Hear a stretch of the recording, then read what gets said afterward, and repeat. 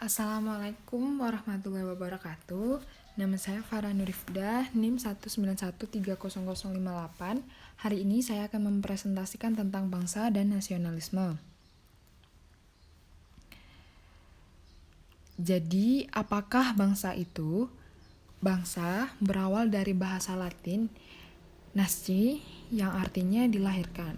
Secara budaya, bangsa adalah sekelompok orang yang terikat oleh bahasa yang sama, agama, sejarah, dan tradisi.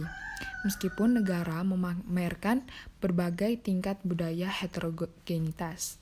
Kemudian secara politis, suatu bangsa adalah sekelompok orang yang menganggap diri mereka sendiri sebagai alami komunitas politik, diekspresikan secara klasik melalui pencarian kedaulatan negara. Secara psikologis, sebuah bangsa adalah sekelompok orang yang dibedakan dengan pembagian kesetiaan atau kasih sayang dalam bentuk patriotisme. Kemudian, bangsa terbagi menjadi dua, yaitu bangsa sebagai komunitas budaya dan bangsa sebagai komunitas politik. Kemudian ada bangsa sebagai komunitas budaya. Tokoh dari bangsa sebagai komunitas budaya ini adalah Johann Gottfried Herder yang lahir pada tahun 1744 sampai 1803. Johann ini adalah seorang filsuf, teolog, penulis sastra, dan ahli kritik literatur di Königsberg, Weimar. Dia tergabung dalam periode abad pencerahan sebagai seorang filsuf dan sejarawan, kritikus sastra, dan ahli teori. Seorang penyair, penerjemah, dan pendidik, dia merupakan salah satu universalis besar terakhir dan salah satu pelopor gerakan Sturm dan Drang, serta mentor dari Goethe muda di Strasbourg, serta Weimar klasikisme.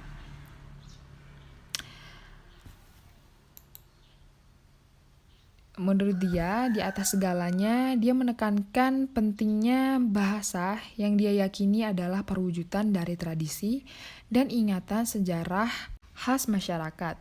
Nasionalisme budaya adalah sebuah bentuk nasionalisme yang menempatkan penekanan utama tentang regenerasi bangsa sebagai peradaban yang berbeda, bukan sebagai diskrit komunitas politik.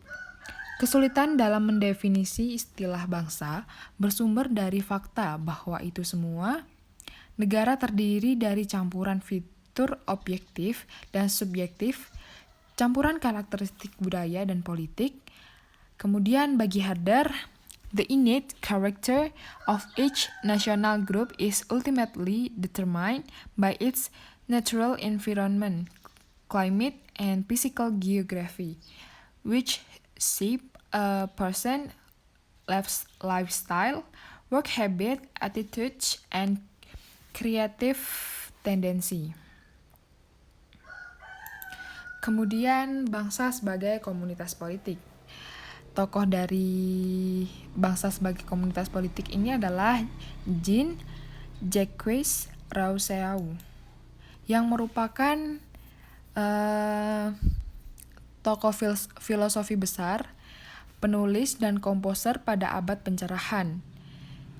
Dia lahir pada 28 Juni 1712 di Swiss dan meninggal di Ermenonville, Prancis pada tanggal 2 Juli 1778 pada umur 66.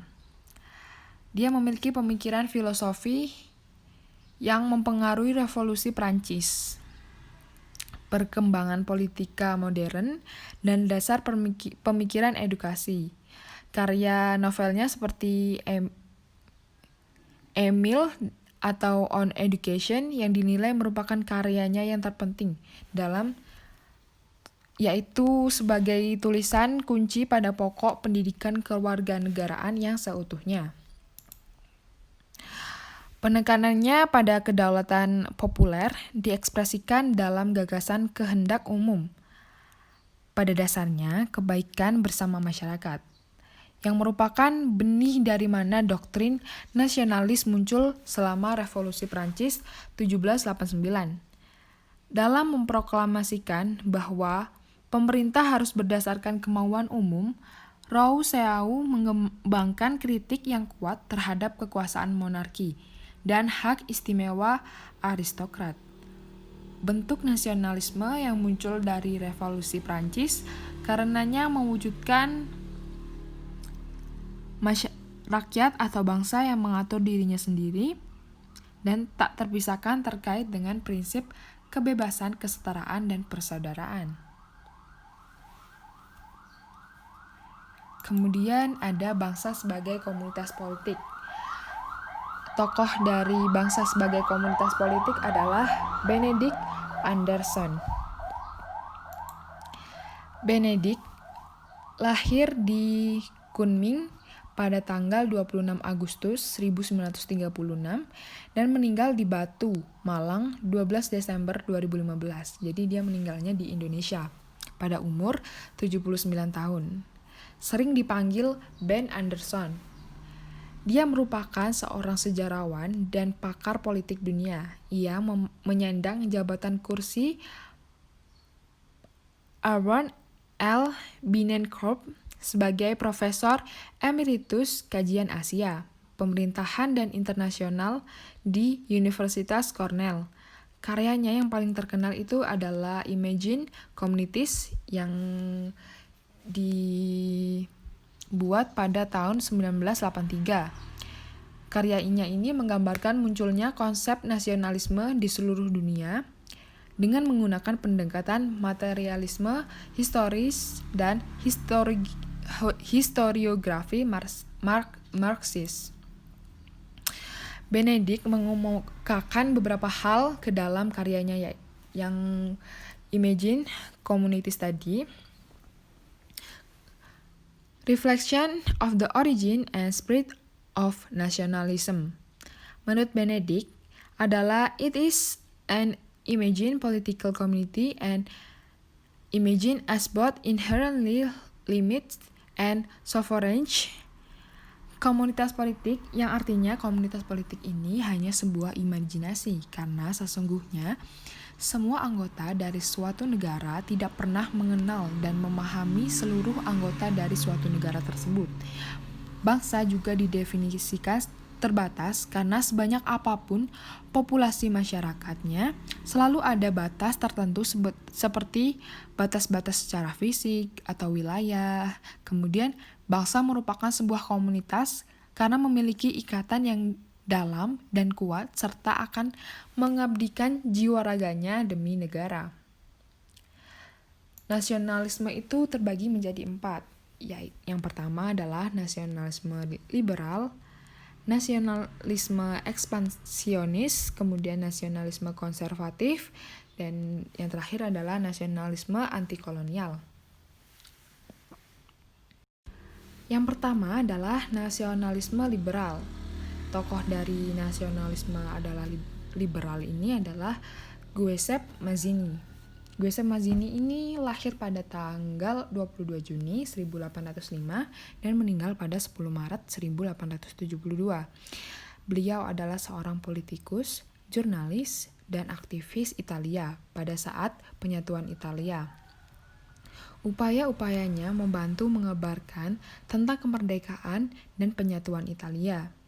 Di beberapa negara yang terpisah, beberapa di antaranya didominasi oleh kekuasaan asing yang ada sampai abad ke-19. Mazzini ini juga membantu mempertahankan gerakan Eropa modern untuk demokrasi populer di sebuah negara republik.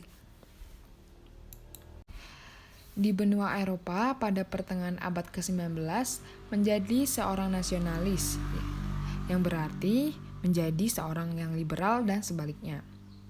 Pada revolusi 1848 misalnya, memadukan perjuangan kemerdekaan nasional dan persatuan dengan tuntutan yang terbatas dan pemerintahan konstitusional. Tidak ada tempat yang lebih nyata selain nasionalisme, terutama seperti yang diungkapkan oleh tokoh persatuan Italia ini, yaitu Giuseppe Mazzini. Nasionalisme liberal di atas segalanya adalah bentuk nasionalisme yang berprinsip. Itu tidak menjunjung tinggi kepentingan suatu bangsa terhadap bangsa lain. Sebaliknya, ia memberitakan bahwa setiap bangsa memiliki hak atas kebebasan dan penentuan nasib sendiri. Di dalam akal, semua bangsa sama. Maka, tujuan akhir dari nasionalisme liberal adalah pembangunan dunia negara bangsa yang berdaulat. Kemudian adalah nasionalisme konservatif. Secara historis, nasionalisme konservatif berkembang lebih lambat daripada nasionalisme liberal. Nasionalisme konservatif kurang memperhatikan nasionalisme berprinsip penentuan nasib sendiri yang universal dan lebih banyak lagi dengan janji kohesi sosial dan ketertiban umum yang diwujudkan dalam sentimen patriotisme nasional.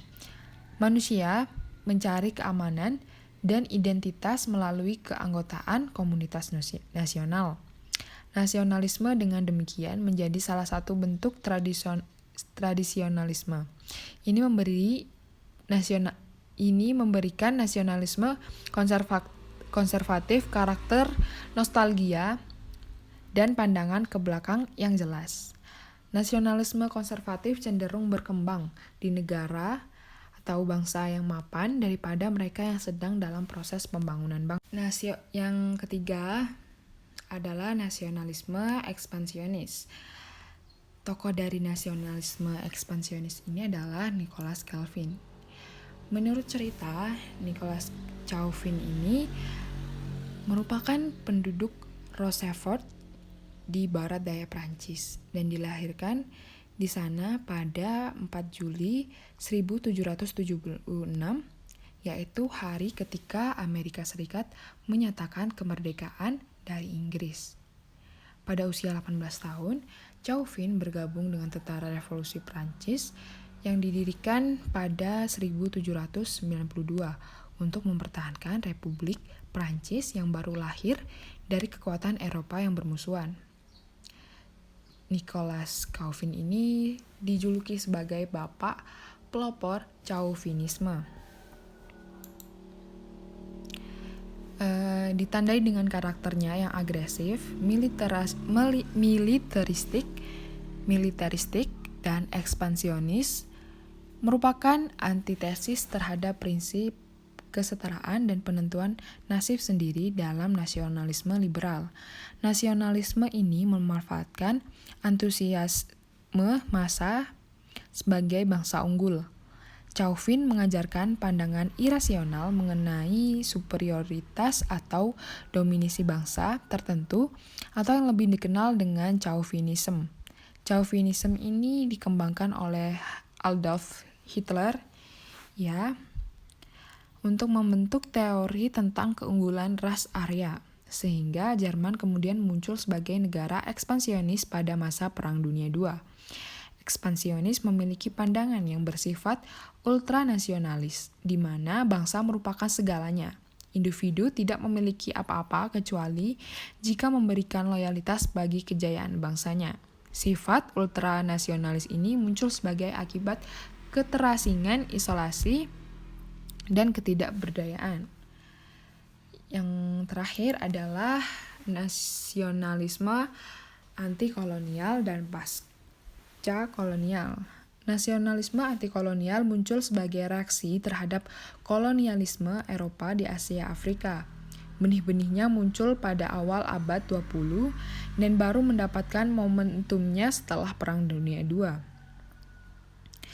Cina merdeka pada tahun 1949 setelah 8 tahun berjuang melawan penduduk Jepang.